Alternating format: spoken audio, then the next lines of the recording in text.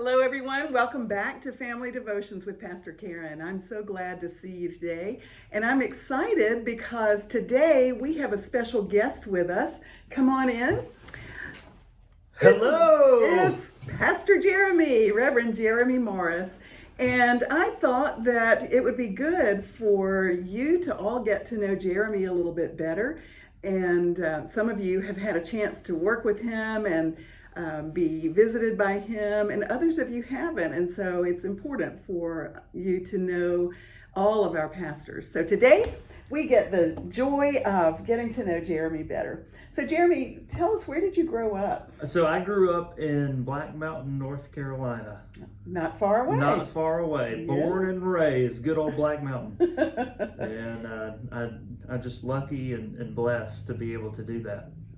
Good. And you still live in Black I do. Mountain, is that right? Yeah. I remember growing up in high school, and I went to Charles D. Owen and War Horses, and you always hear people say, I can't wait to move away or to go somewhere else, but haven't had the opportunity to do that, to live in Atlanta or to live in Shelby and to get around and visit other places. You realize just how wonderful this area is. Absolutely. And never want to leave or take it for granted. Yeah, I feel that way too about getting to come home to these mountains now. So you talked about Atlanta and Shelby. Where did you go to college, and where did you do your seminary work? Yeah, I went to college at Pfeiffer University in Meisenheimer, North Carolina. It's not in the middle of nowhere. It's in the middle of everywhere. That's what we say. And so it was like 30 minutes outside of Charlotte. And so I went to Pfeiffer, and I majored in religion with a minor in philosophy. So I spent much of my day pontificating and arguing. Thinking deep thoughts. With other people. Yeah, So that was fun. And then I went to seminary at Candler School of Theology in Atlanta. And that was a wonderful experience. And my focus there was in scripture and interpretation. And so I'm a Bible guy, you could say. So that was fun for me. That's good. So Jeremy and I have had conversations about our both of our experiences at Emory at Candler School of Theology, since we both earned our Master of Divinity degrees there, and we found we liked some of the same professors, had some different ones, but it was a great experience for both of us. So tell us about your family. Yeah, so married to my best friend, Laura, and we met at Pfeiffer, and we actually knew each other before then. She's from the Hendersonville area, and we were actually participants in district youth events or conference-wide youth events in high school. And so, we met each other at like Junaluska, when we were in high school. So that was cool. And then we go to college and meet each other, and hey. And then finally I wooed her with my charms. And I'm sure you did. Yeah. And so we have a daughter named Juniper, and she turned 2 years old just this past week. And that's been just a wonderful experience and an exhausting experience, but wonderful all at the same time. That's wonderful. And so just blessed all around when it comes to my family. I know that feeling, and we can't wait till we get to see and get to know Juniper well, as she hopefully will start being able to come to First United as things open up a little bit. And tell us about Laura's work. What does she do? Yeah, she's a teacher, and we both when we were in Pfeiffer, we both were in the religion program, and somewhere along the way, you started learning about the education system and how children are formed and shaped through that, and just how much of an impact that's able to have, not just in the lives of kids, but just in our society as a whole. And so she was led to move in that direction into education. And when we lived in Atlanta, she was in Teach for America and taught in underserved schools there in Atlanta, and loved that. And then she taught at Claxton when we moved up here, and she taught at W.D. Williams as well. and since having Juniper, she's actually staying at home with her right now, and that's been her main focus. So she's teaching Juniper. She's teaching I'm Juniper, sure. and I'm it's sure. amazing how much she's learning and growing. Yeah. And so that's just such a wonderful opportunity for her to be able to stay home. That's great. Right now. So, but she's an educator, and a darn good one. So both of you are pursuing your calling to true vocations, is for sure.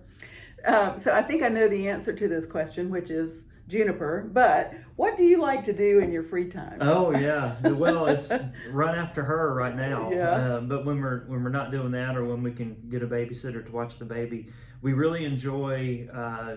Both my wife and I, we've done it together our whole life. I like trail running, so walking is for the birds. So I like to go out to hiking trails and that sort of thing, especially out in Monterey, and go out and run the trails out there. And depending on how the mood strikes me, we've run a few ultra marathons, so marathons or races over 26 miles, or longer. So those have been pretty fun to kind of do that and make good friends and community along the way. And then if we're not running, if we're tired of that, then we like to ride mountain bikes.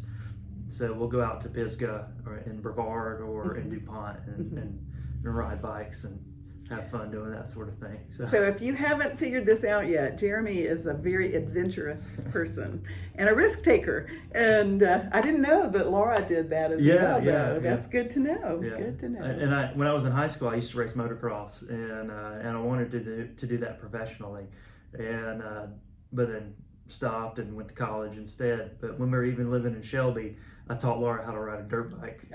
So we went and rode at a motocross track over there. I showed her how to do it and stuff. So that was fun. Oh, gosh. That's great. So, Jeremy, what's your favorite thing about being a pastor? Oh, my gosh. I know there are many, but pick one.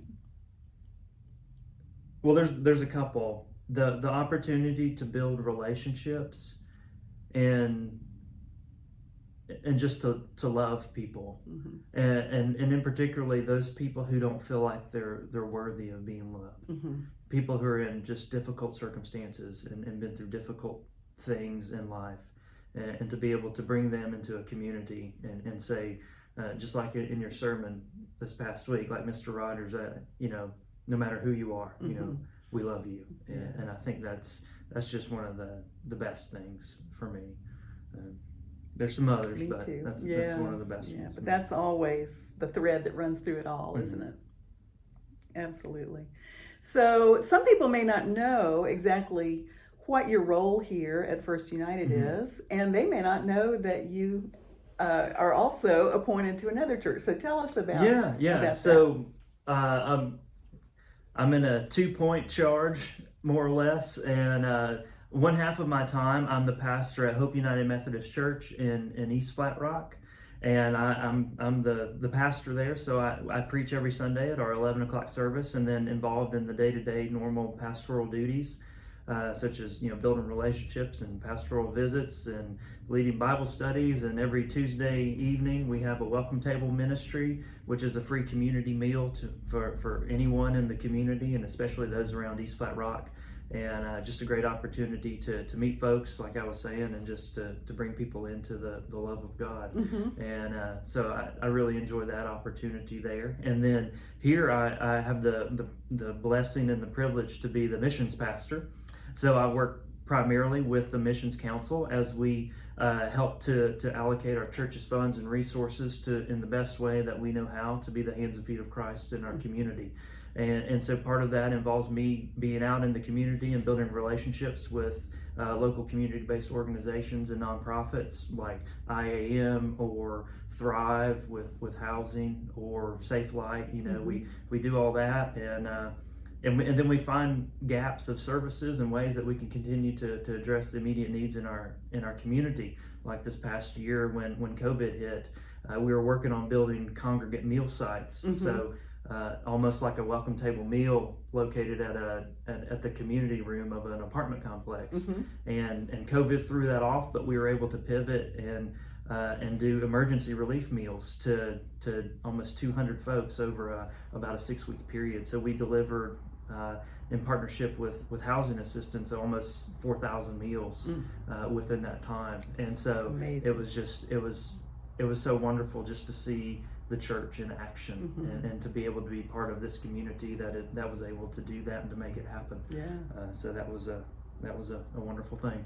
So there's some other duties you have here, though, as well. You are part of our worship leadership on Sunday mornings.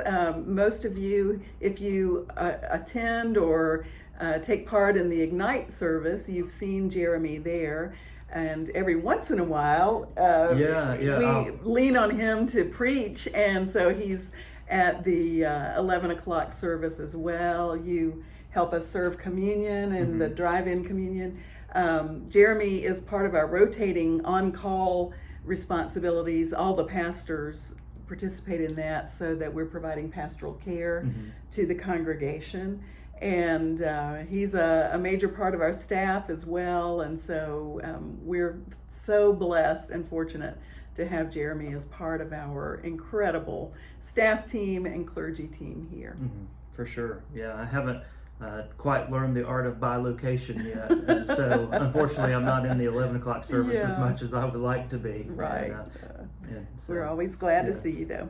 So here's a tough question. If you couldn't be a pastor, if that was just off the table, what would your vocation be? I don't know. That's tough. I love learning, and so I would hope that I would be a teacher somehow. I thought you'd say a college professor. Yeah, I started out my journey with the hope that I would teach at a college level, and somehow I ended up in the church and realized that I love the community of the church and all that entails. But I think if I couldn't do what I'm doing now, I probably would try to teach at a college level or something like that, teaching the Bible or New Testament or whatever. So that's the other thing that we are so fortunate that you teach Bible studies and classes here at First United as well. All right, our time's almost up, so it's lightning round time. All right, quick answer. Favorite Bible verse? It's the end of the Gospel of John. The very last verse in the Gospel of John, where he said there were so many other things that Jesus did, and I imagine if we wrote them down, it would fill the entire work. Yeah, that's my favorite verse. I love that. Favorite hymn or worship song? Number 400 in the United Methodist hymnal, but number 1 in our hearts, Come Thou Fount. Come Thou Fount of every blessing. I love that one too. Favorite flavor of ice cream? At the Dairy King in Black Mountain, now changed to the Blue Cone due to legal issues, I'm sure. Oh. Yeah, the Arctic Swirl with peanut butter cups. Oh, I might have to try that sometime. And your favorite vacation spot?